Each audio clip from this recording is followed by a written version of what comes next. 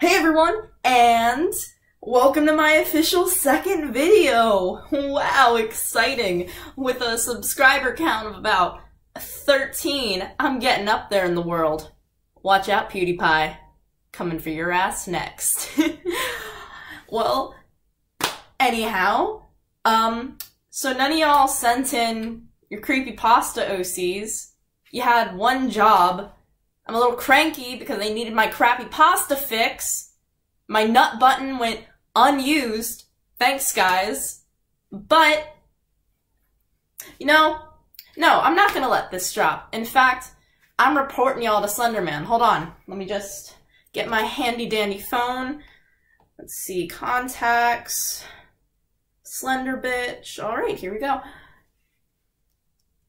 It's ringing. Come on. He usually lets it ring like 5 times. Super annoying. Hey! Oh, Ben, yeah, what's up? Hey, I'm calling Slender. Can you just pass the phone along? No, I haven't played Breath of the Wild yet. Yes? I know it's a good game. Okay, yeah, I will. No, wait, don't put me on the phone with... Hey, Jeff. No, I haven't seen your knife. Did you check the girl's body? No, I didn't put a tracker on it. That's what you were supposed to do. Just give me 1 second, guys. What do you mean you don't know where you put it? You carry it around with you like every... Hung up on me. Well, y'all are safe for now, but next time, send in your creepypasta OCs. My email's right there. Just so, this was gonna be a OC review, but, since y'all didn't send in anything, I am going to due to the popular request, meaning one person asked me, I'm gonna do how to write a horror story. Kind of following up the last one, because you've got your OC now. Now it's time to write the story. And on to the points. Hey, so, first point, super exciting. Let's talk subgenres of horror. And I'm only going to say 3, partially because I'm very familiar with this 3. And partially because my Wi-Fi is down, so I can't look up any other ones. Alright, so first you have slasher. Everybody knows it. Jason Bay with does he have a chainsaw mission? I don't know, I don't watch a lot of slashers. But it's your typical lots of guts, lots of gore, lots of girls making out in the woods, girls died because they were making out in the woods. Basically, in a slasher, just don't make out. Just don't even... Just don't look at look at the thick. That didn't make any sense. Your horniness, turn it off and you'll survive. And also be white, because slashers tend to be pretty racist. Anyhow, second subgenre is supernatural horror. We all know this one as well. You got your spooks like Chucky, Annabelle. Don't watch a lot of this genre either. Just every supernatural episode ever, and you've got your whole supernatural subgenre. Yeah, and yeah, I'll go into deeper depth later. This is just brief summaries. I am talking way too much. And then your third one, which is my personal favorite, is psychological horror. Now, things that fall under this could be 3 by Ted Dekker, which he's a Christian horror writer, but he's really, really good. Like, the two don't usually go together, but he makes it work really well. Highly recommend 3. Good book. I'm slapping my hands a lot. Hope you guys get this good knee fapping action. There's also The Shining could possibly fall under this category. It was written so you don't know whether it is psychological or paranormal. So, yeah. But those are your 3 subgenres that at least I'm going to be covering. I'm sure there's many more littler ones, but again, I have no Wi-Fi right now. So, yeah, we are going to cover these. We're going to cover the heck out of them. Now, our in-depth study of how to write a slasher horror piece. Very good with my terms. So, I can't give too much advice on this genre because, again, it's really not one of my favorites because I don't like a lot of gore and that kind of stuff. But if done right, you can make a good slasher is possible. Because the main point of slashers is you don't really walk out of a slasher movie going, huh, I have so many things to think about. It's not really something that you need to put a lot of depth into. I think the main point to focus on when writing a slasher is because, like, let's say Jeff the Killer is very much a slasher type of villain, because anything you read with him, it's always night, he stabs someone, and then guts, oh, blood all over the floor, the janitor's pissed because he has to clean that up, and it's just it's very direct to the point. I would say try to steer away from this, because the thing that I personally find can be scary about these movies is when you know it's coming, but you really build up the suspense. So really, really focus on when you're writing a good slasher, maybe putting in a few fake outs, like, oh no, there's a rustling in the woods, it's probably Jason. Nah, it's just a squirrel. Oh no, there's a rustling in the woods, it's probably Jason. Surprise!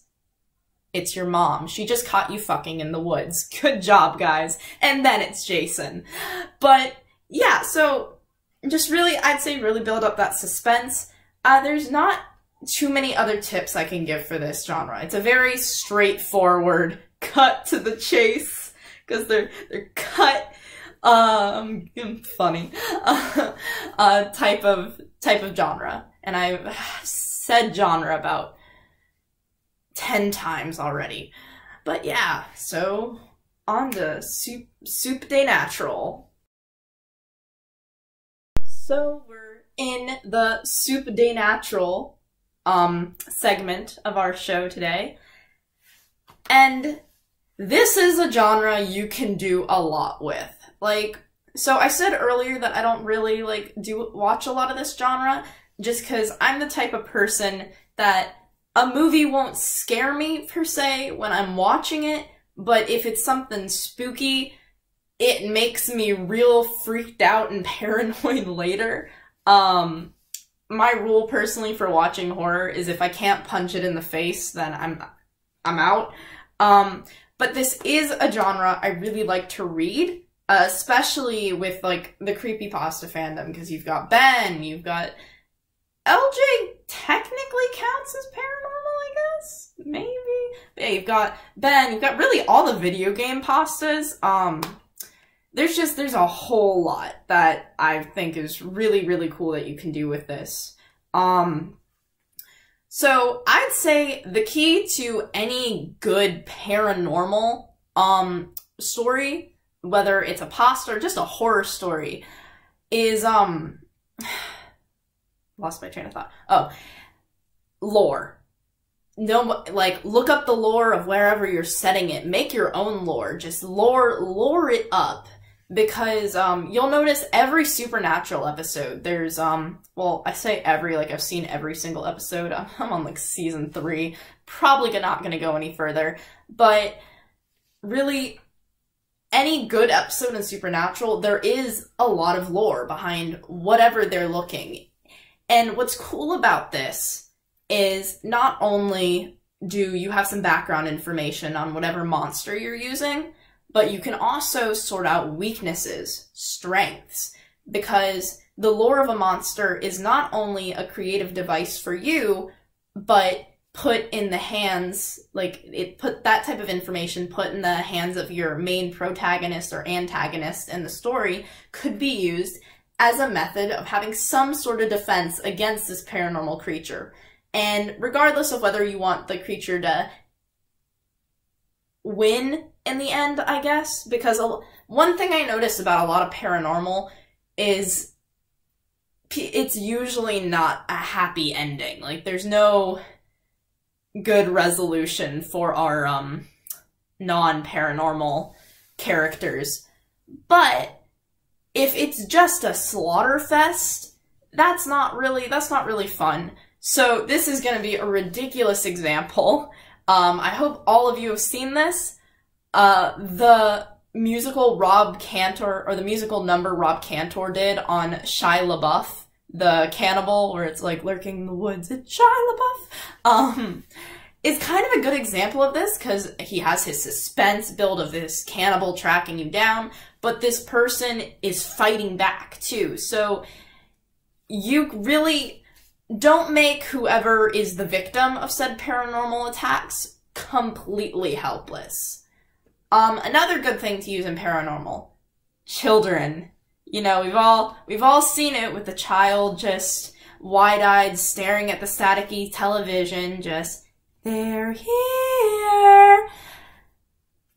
Children are just scary. Like, I love kids, but they're creepy little bugs. And so you can really use children to your advantage in horror stories. Not to mention, kids tend to be more paranormally connected.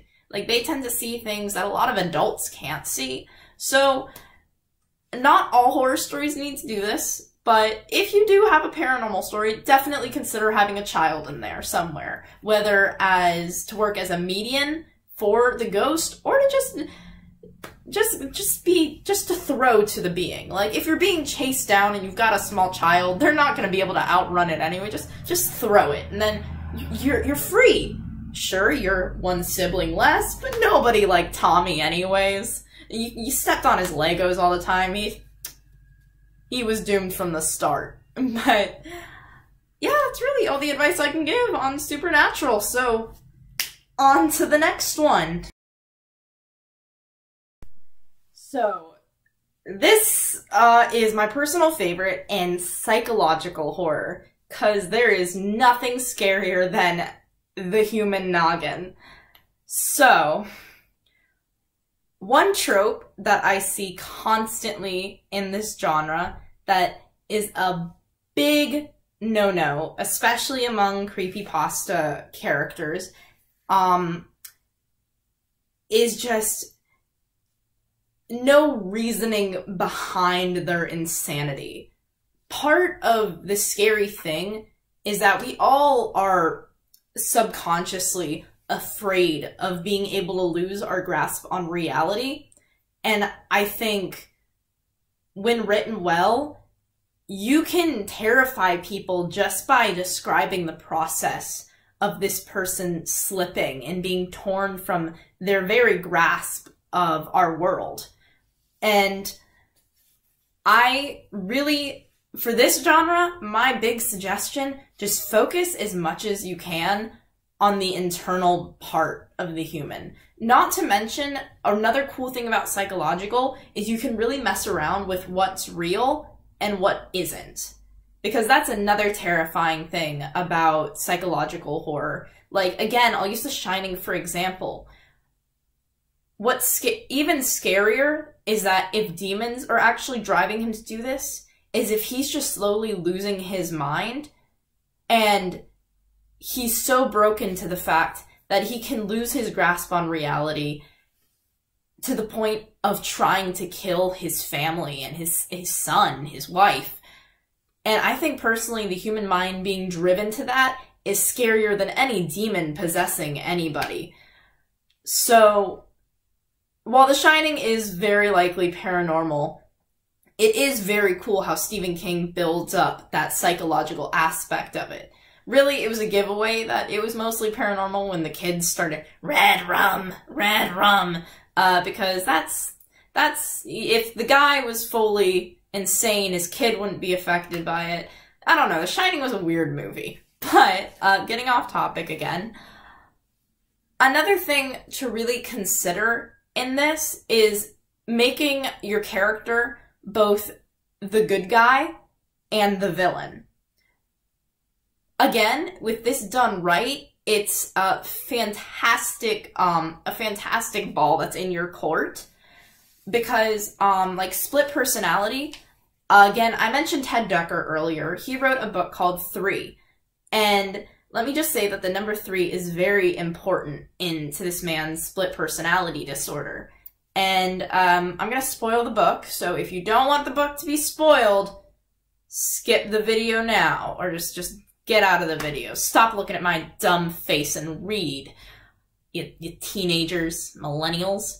But, basically, the book, they're trying to get this serial killer who, I don't think he was a serial killer. They're trying to find the killer who, like, murdered this family. And so they find that the family had a foster son who's all grown up, and he's very innocent, very charming. And he mentions that his family was very abusive, and that he had a friend who he would sneak out to see. And then sooner he would keep getting harassed by the killer. Like, this killer would show up in places just to taunt him.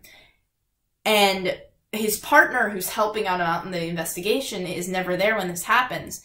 And you find out that this family was so abusive to him that he became basically the little girl who he'd sneak out to see was him. That was another personality, and the killer is also him. So not only is he the protagonist and antagonist of the story in the physical world, mentally, he is also antagonizing himself, it's just phenomenal writing. I highly suggest doing something like this. Alright, and so I can't remember what else I said. I think I got everything, so I'm just gonna briefly discuss characters, and then we're done. You can go on with your day. You don't have to look at my dumb weeb posters or my Harry Potter shirt. Isn't that fantastic? Aren't you just relieved? Just let out a sigh of relief, just right now. Just, and on to the next segment. So, characters. You've got an idea of what horror genre you want to do, so now you have to fill it up with characters. All right. Just my big advice: try to avoid stereotypes unless you're going to use it to your advantage to deceive people. Now, what I mean by that is every slasher movie ever. Let's think. We've got your big jock. You've got your hot girl who's really attracted to said jock, and both of them die within 5 minutes. You've usually got, like, the one person who's on to the killer, and just a bunch of really stereotypical people, very one-dimensional. Try to avoid that, like, just try to avoid that. Now, what I mean by don't avoid that if you're using it to your advantage is, oh, what's it? Okay, y'all are gonna laugh. Zootopia. It's the worst horror movie of them all. So scary. Whew, I left chills. Judy's stare still haunts me to this day. But, so Zootopia did a really good job with this. The main villain, the goat, or the sheep, whatever, she was very, your stereotypical nerd, very easily hidden into the background of the movie.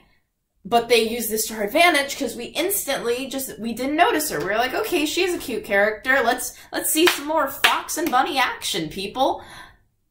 And they used that on purpose because to do that big plot reveal at the end. So I highly suggest doing this with any character, really, if you want that character to be a villain, because maybe you have like a ditzy blonde who's like, oh my god, guys, there's a dead body here. I think we might be in a haunted house. And everyone's like their things are floating and like the pictures are shaking. Like, no, duh, really? We hadn't noticed from the very clear poltergeist signs. I can't remember words today. And then, so she acts real dumb, and then later on, she's the mastermind who's been summoning demons and spirits to throw at all the people who've made fun of her. And yeah, so again, real good device for a villain. Now, your heroes of the story. Another good type of paranormal horror is when your hero or protagonist is kind of like just not a good person. Again, gonna go with The Shining in this, and this is really good for paranormal, I'd say, because again, The Shining, he just wasn't really a nice guy to begin with. And so you kind of, in the end up rooting for the spirit with this type of character, where maybe they appear good at first. Like, you've got a pastor or something who's being haunted, and so he calls in paranormal investigators. Dean, Sam, get your asses over here. And so they're researching, and the paranormal activity is getting worse. People are dying, and they find out that the paranormal activity is so heavy because this man, this pastor, is secretly a cultist who has been sacrificing people, and now their spirits are trying to avenge themselves. That's a good device, because not only is it a huge plot twist at the end, but you have a really unique character, and it's always kind of cool when you root with the ghost. And as far as characters for psychological, the more normal they are, the better. Like, psychological is better when you're working with very down-to-earth characters, because especially when you have a normal character who completely starts to lose it, psychological, you definitely want the characters to be more like you and I. They're more human, more natural, because then when you start adding the unnatural twisted elements, it only contrasts that much more. And yeah, that's really all I had. Sorry if this wasn't my best. Again, second video. I promise I'll get better. But thank you to the user on Amino who suggested I do this. I didn't know if you wanted to be named or not, so if you do, please message me and I'll credit you in the description. And I hope this helped to some extent. And yeah, just stay spooky, creeps, and Squid is out. Keep on inking. Oh yeah, and I lied. I'm not done yet. Again, I still would be willing to do a critique episode of characters. So if you want to send me your OCs or your crappy pastas, just please shoot me an email. I'm not a monster. I'm not a ghost. I'm not gonna. That's not like an instant haunt. I wanna make friends. I wanna help you guys make some good OCs. Yeah, maybe I'll hex a few. You just, besides the point, friendly person, send me stuff to critique. And yeah, that's it. Okay, cool, I'm done. This has gone on way too long. Bye!